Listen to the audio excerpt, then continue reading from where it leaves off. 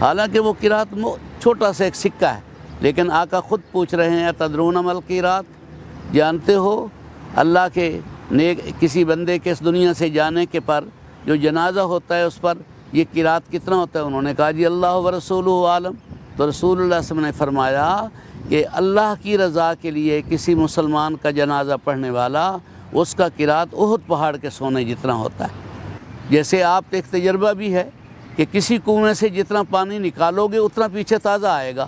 اگر وہ پانی بالکل تم نے نہ نکالا تو الٹا وہ گندا اور میلا اور بدبودار ہو جائے گا۔ تو اس لیے نبی پاک صلی اللہ علیہ وسلم نے یہ فرمایا کہ رمضان المبارک میں خرچ کا، عید الفطر کے موقع پر صدقۃ الفطر ہے، اور اسی طرح غریبوں کا خیال رکھنا، اس سے تمہارا مال بڑھے گا۔ آج اگر اللہ کے نبی کی اسی بات پر ہی اگر امت قائم ہو جائے تو اللہ جانتا ہے دنیا کے اندر ہمدردی بڑھ جائے گی، غربت ختم ہو جائے گی، اسباب کے درجے میں ایک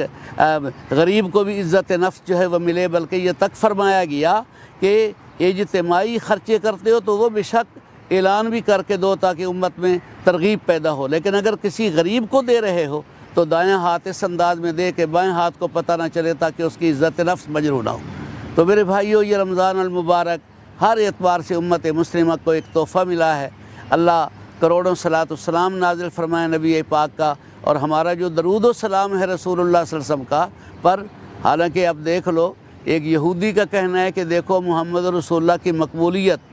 انہوں نے 23 سالہ زندگی میں 1,24,000 ان کو مسلمان کیا، لیکن آج کل رمضان المبارک میں اگر مدینہ منورہ کھلا ہوتا تو ہر روز فقط صلاۃ و سلام پیش کرنے والوں کی تعداد لاکھوں کی تعداد میں۔ آج کل بدقسمتی سے یہ مجبوری ہے، لیکن امت مسلمہ کو چاہیے کہ اپنے پیارے نبی کا شکریہ ادا کرنے کے لیے جہاں جہاں بیٹھے ہیں درود و سلام فرشتوں کے ذریعے سے اللہ کے نبی تک پہنچتا ہے۔ خود فرما رہے ہیں من صلی علیہ عند قبری سمیتہ ومن صلی علیہ نائیا ابلغتہ، جو انسان ایمان اور ادب کے ساتھ میرے روضہ اقدس پر آ کر صلاۃ و سلام پڑھے تو میں خود نبوت کے کانوں سے سنتا ہوں، اور جو انسان آگے پیچھے دور دراز میں پڑھتا ہے تو ان للہ ملائکۃ سیاحین، اللہ کے کروڑوں فرشتوں کی ڈیوٹی یہی ہے کہ ایمان اور ادب والے مسلمان کا صلاۃ و سلام لے کر نامینیٹ کر کے نبی پاک کو پہنچا دیتا ہے۔ اللہ اپنے کرم سے اپنی مخلوق اور نبی پاک کی پوری امت کو